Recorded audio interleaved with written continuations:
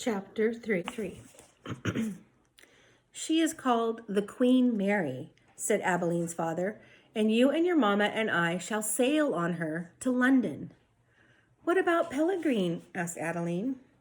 I will not go, said Pellegrine. I will stay. Edward, of course, was not listening. He found the talk around the dinner table excruciatingly difficult and dull. In fact, he made a point of not listening if he could help it. But when Adeline did something unusual, something that forced him to pay attention, as the talk about the ship continued, Adeline reached for Edward and took him from the chair and stood him on her lap.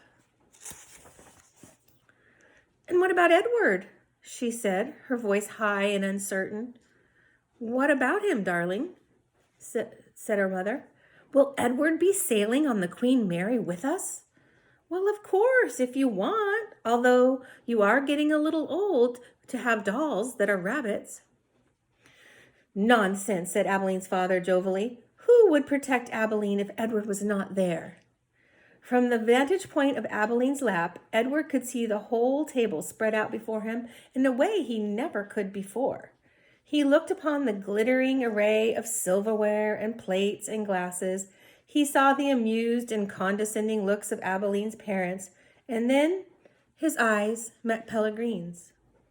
She was looking at him in a way that a hawk does as he's hanging in the air looking for a mouse.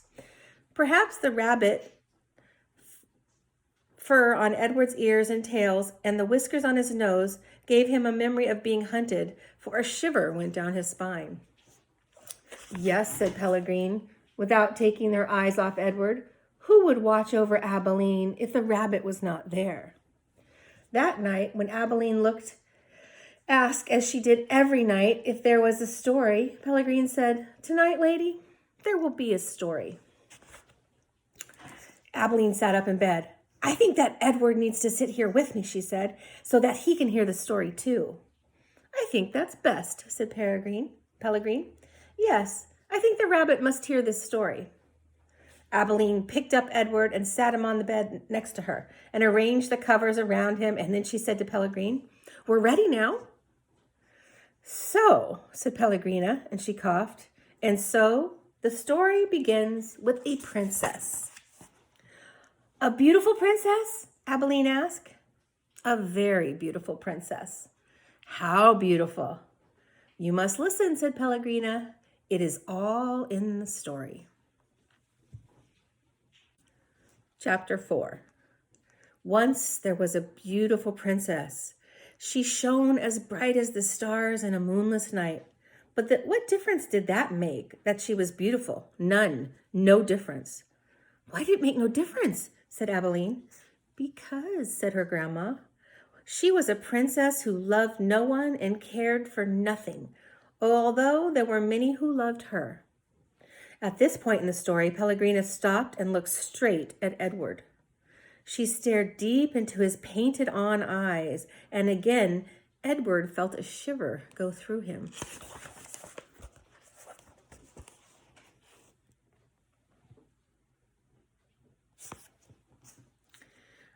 And so, said Pellegrina, still staring at Edward. What happened to the princess? Said Abeline. And so, said Pellegrina, turning back to Abeline, the king, her father, said that the princess must marry. And soon after this, a prince came from a neighboring kingdom, and he saw that the princess and immediately fell in love with her. He gave her a ring of pure gold, and he placed it on her finger. He said these words to her, I love you. But do you know what the princess did? Abeline shook her head. She swallowed the ring. She took it from her finger and swallowed it. She said, This is what I think of love. And she ran from the prince. She left the castle and went deep into the woods. And so what? Said Abeline. What happened next? And so the princess became lost in the woods. She wandered around for many days. Finally, she came to a little hut, and she knocked on the door and said, Let me in, I am cold. There was no answer. She knocked again. and said, "Let me in, I'm hungry." A terrible voice answered. The voice said, "Enter if you wish." The beautiful princess entered and saw a witch sitting by a table, counting pieces of gold. 3,622, 3,624, said the witch. "I'm lost," said the beautiful princess. "What of it?" said the witch. 3,625. "I'm hungry," said the princess. "Not my problem," said the witch. 3,626. "But I'm a beautiful princess," said the princess. 3,627, replied the witch. "My father," said the princess, "is a powerful king. You must help me or there will be consequences." "Consequences?" said the witch. She looked up from her gold. She stared at the princess. "You dare to talk about consequences with me? Very well then, we will speak of consequences. Tell me the name of the one person you love."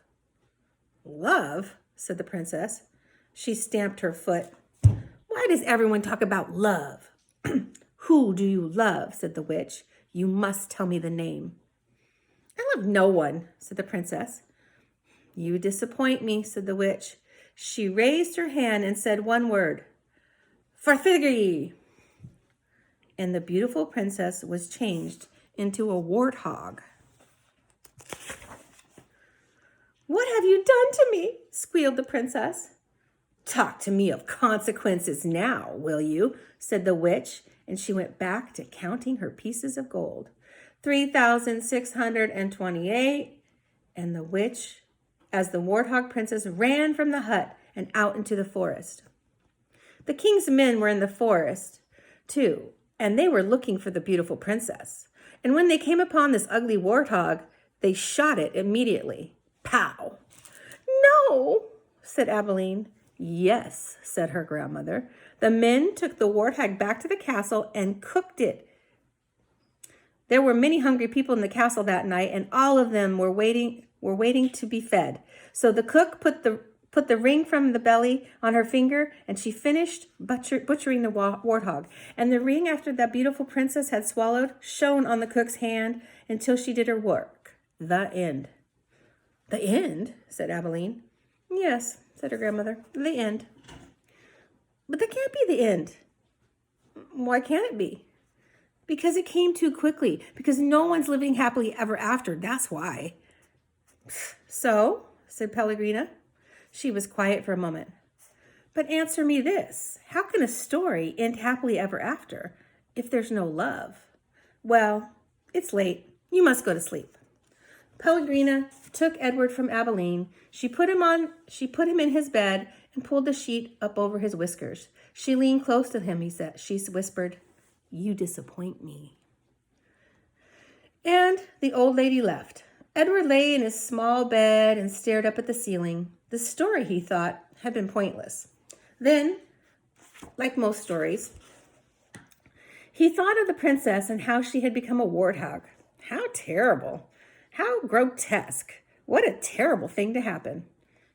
"Edward," said Abilene, "I love you. And I don't care how old I get, I will always love you." Yes, thought Edward. He continued to stare up at the ceiling. He was agitated for some reason that he could not name. He wished that Pellegrina had put him on his chair so that he could look out at the stars. And then he remembered Pellegrina's description of the beautiful princess. She shone as bright as the stars in a moonless night. For some reason, Edward found comfort in that description. When he thought about himself, as bright as the stars in the night. Over and over he said the words to himself until at last dawn came on the horizon. The house on Egypt Street became frantic with activity as the Tulane family prepared for their voyage to England. Edward possessed a small suitcase, and Abelina packed it for him, filling it with the finest suits and several of his very best hats and 3 of his shoes, and all of this so he might look great when he goes to London. Before she placed each out into the trunk, she displayed it for him. Do you like this shirt with this suit? She said. Or would you like your black suit? You look very handsome in it. Shall we pack it? And then finally, on a bright Saturday morning in May, Edward and Abilene and Mr. and Mrs. Tulane all went aboard the ship. Standing at the railing, Pellegrina was on the dock. On her head, she had a flappy hat with string around her neck, flowers flopping in the wind. She stood straight as Edward. Her dark eyes glowed. Goodbye, Abilene shouted to her grandmother. I love you. She pulled back away from the dock. Pellegrina waved to Abilene. Goodbye, lady, she cried. Goodbye. Edward felt something damp in his ears. Abilene's tears. She wished that she would not hold him so tight when she cried. To be clutched so fiercely often resulted in wrinkled clothing. Finally, all the people on the land, including Pellegrina, disappeared. Edward, for one, was relieved to see the last of her. And, as to be expected, Edward Tulane exacted much attention on the ship. What an interesting rabbit, said an elderly lady with a huge string of pearls wrapped around her neck. She bit down to look more closely at Edward. Thank you, said Abilene. Several little girls on board gave Edward deep glances full of longing. They asked Abilene if they might hold him. No, said Abilene. I'm afraid he's not that kind of rabbit who likes to be held by strangers. Two young boys, brothers named Martin and Amos, took a particular interest in Edward. What does he do? Martin asked Abilene on their second day on the ship. He pointed at Edward, who was sitting on a deck chair with long legs stretched out in front of him. He doesn't do anything, said Abilene. He doesn't do anything? He doesn't wind up somewhere? Asked Amos. No, said Abilene. He does not wind up. Well, what's the point of him? Said Martin. The point is, he is Edward, said Abilene. That's not much of a point, said Martin.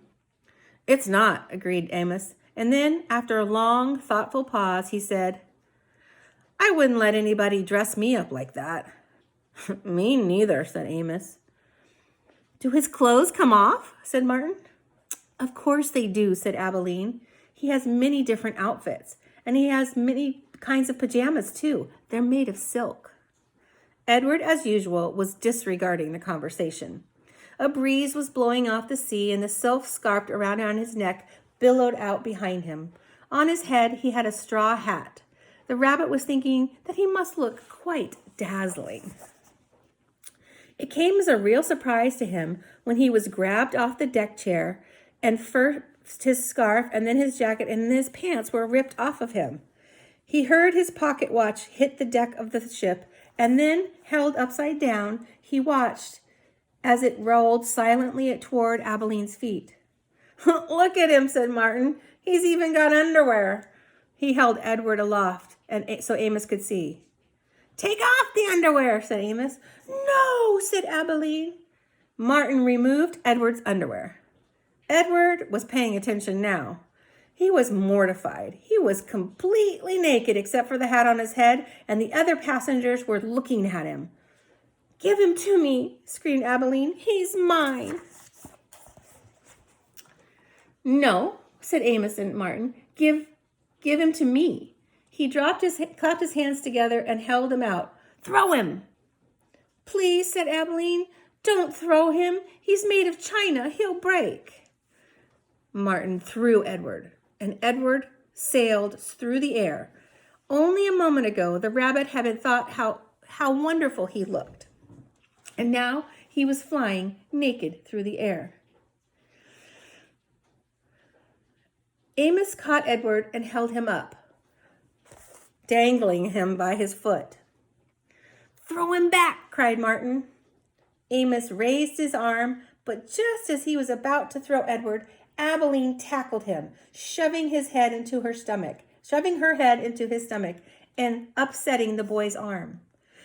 And so it was that Edward did not go flying back toward Martin. Instead, Edward flew overboard.